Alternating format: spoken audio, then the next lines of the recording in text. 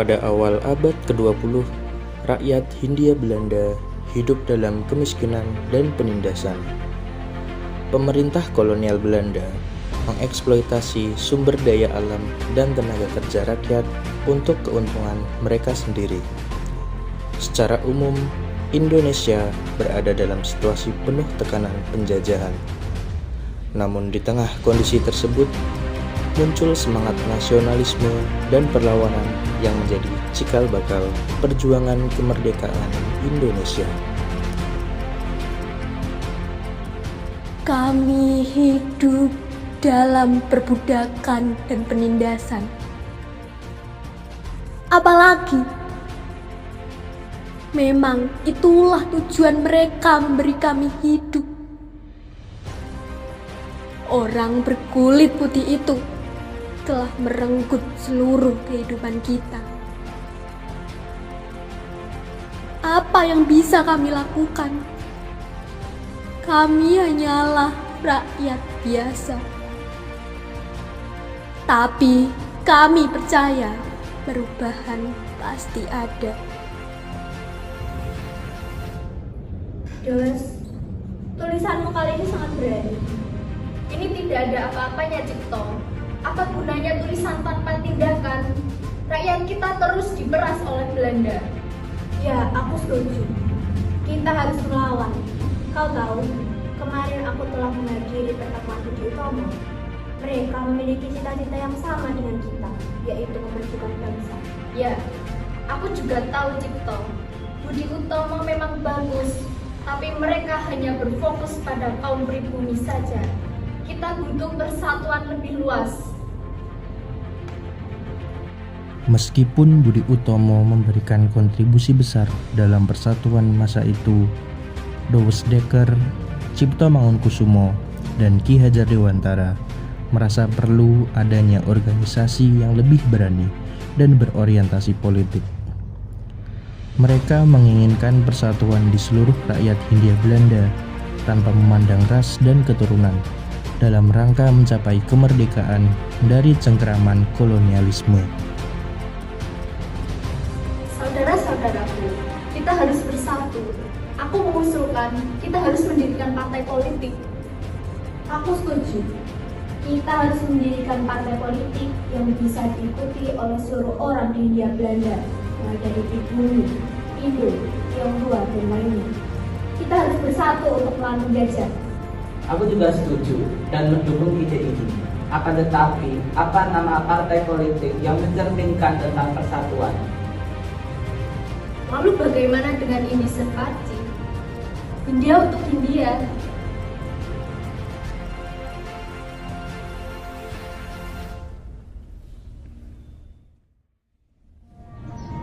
Indische Party merupakan organisasi politik pertama di Hindia Belanda yang didirikan pada tanggal 25 Desember 1912.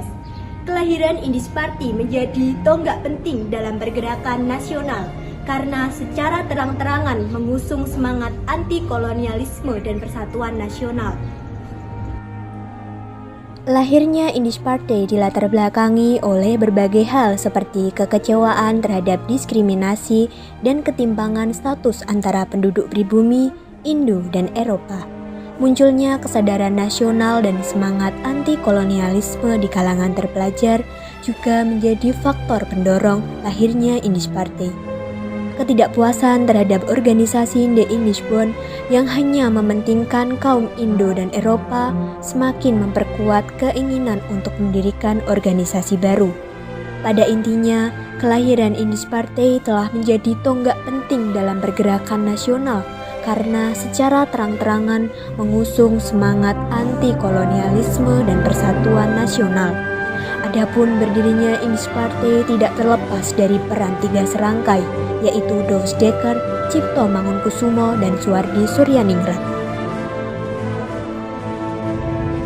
Douwes-Dekker atau dengan nama Indonesianya Danur Dirjo Setiabudi adalah salah satu tokoh kunci dalam sejarah perjuangan kemerdekaan Indonesia. Douwes-Dekker lahir pada tanggal 8 Oktober 1879 di Pasuruan, Jawa Timur. Selanjutnya, Doesdeker meninggal pada tanggal 28 Agustus 1950 di Bandung, Jawa Barat.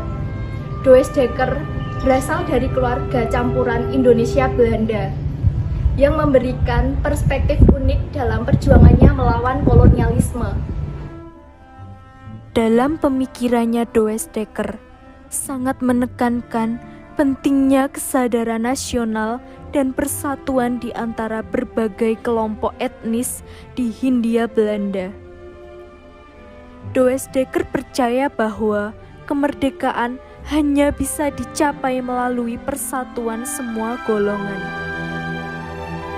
Doesdeker merupakan kritikus tajam terhadap kolonialisme Belanda. Doesdeker menganggap bahwa setiap kolonial menguntungkan segelintir orang Eropa di Hindia Belanda dan merugikan penduduk pribumi. Dalam perjuangannya, Doesdeker sering menekankan pentingnya keadilan sosial dan hak asasi manusia. Doesdeker menentang segala bentuk diskriminasi rasial dan berjuang untuk kesejahteraan semua lapisan masyarakat. Doesdeker menyadari pentingnya pendidikan untuk meningkatkan kesadaran politik masyarakat. Doesdeker berusaha menyebarkan ide-ide kebangsaan dan demokrasi melalui tulisan-tulisan dan aktivitas politiknya. Doesdeker percaya bahwa perjuangan melawan penjajahan harus melibatkan kerjasama antar etnis di Hindia Belanda, termasuk orang Eropa, Indo, dan pribumi. Pemikirannya yang revolusioner dan progresif menyebarkan dia seringkali bentrok dengan pemerintah kolonial Belanda. Akibatnya, Doesdeker beberapa kali diasingkan di Hindia Belanda. Meskipun begitu, warisan perjuangannya terus hidup dan memberikan inspirasi bagi gerakan kemerdekaan Indonesia di masa-masa berikutnya. Cipto Mangunkusumo lahir di Pajegakan, Jepara pada tanggal 4 Maret 1886.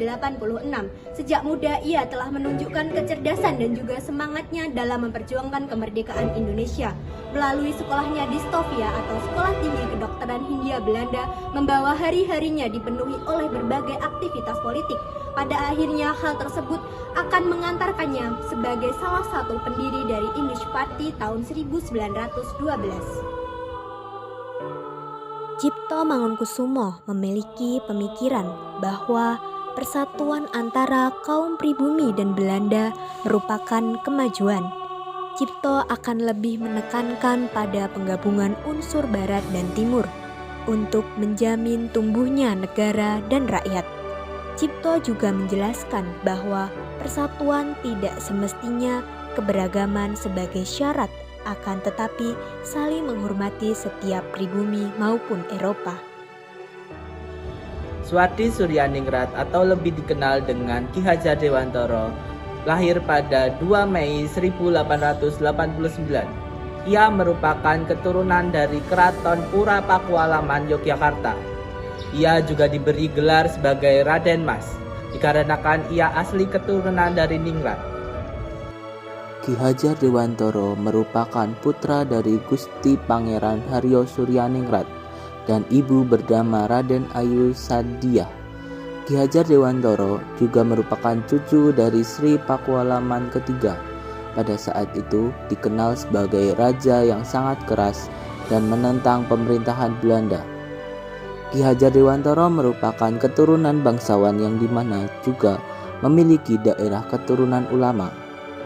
Beliau juga dididik dan dibesarkan di lingkungan yang religius.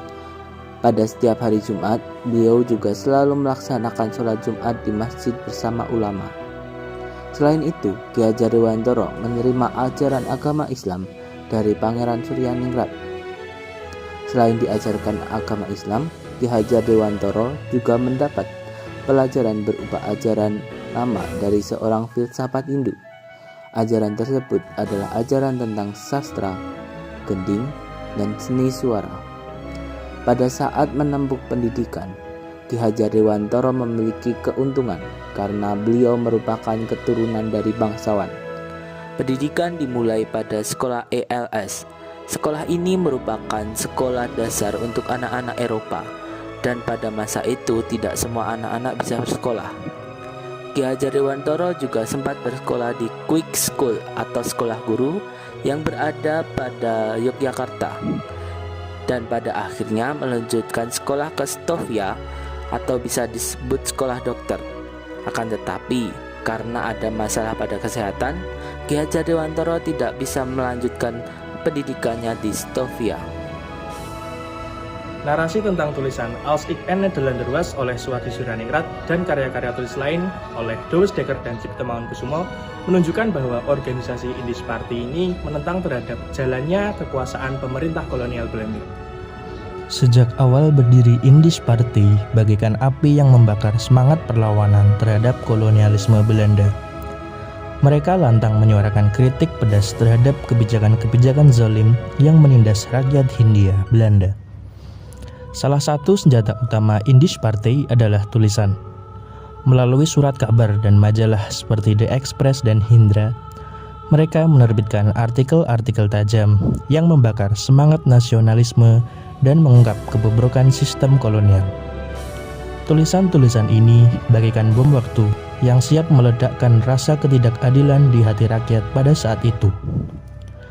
Suwardi Suryaningrat, yang kemudian dikenal sebagai Ki Hajar Dewantara, memulai aksinya dengan karya satirnya yang berjudul Als ik en Nederlanderwas, atau yang dalam bahasa Indonesianya berarti Andai Aku Seorang Belanda. Tulisan ini bagaikan tamparan keras bagi wajah kolonialisme Belanda, di mana untuk merayakan ulang tahun kemerdekaan yang ke-100, Belanda justru ingin meminta biaya kepada negeri jajahannya.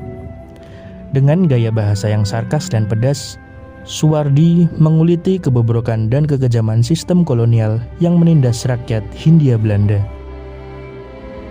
Di sisi lain, para pemimpin Indische Partij berusaha untuk mengajukan permohonan badan hukum terhadap pemerintahan Hindia Belanda. Mereka berharap dengan adanya status badan hukum dapat membuat perjuangan Indische Partij lebih efektif dan efisien. Akan tetapi pada tanggal 4 Maret 1913, secara resmi Gubernur Jenderal Edinburgh menolak permohonan Indische Partij untuk mendapatkan status badan hukum yang sah.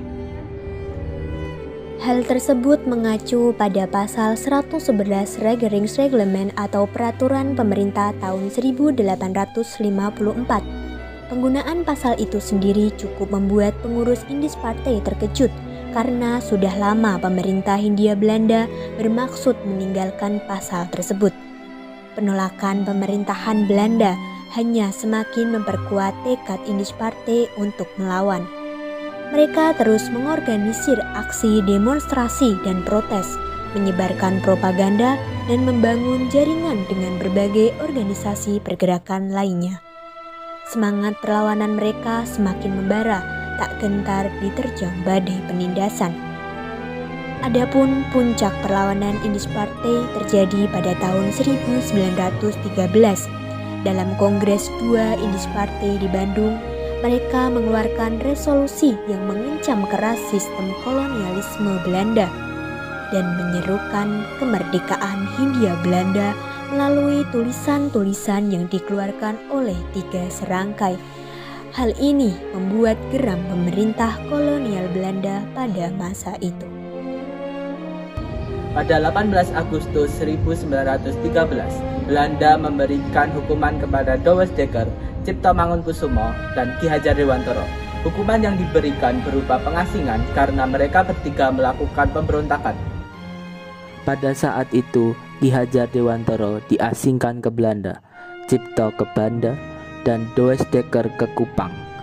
Akan tetapi, ketiga serangkai ini menolak hal tersebut dan meminta agar diasingkan ke Belanda dan dikabulkan oleh pihak Belanda.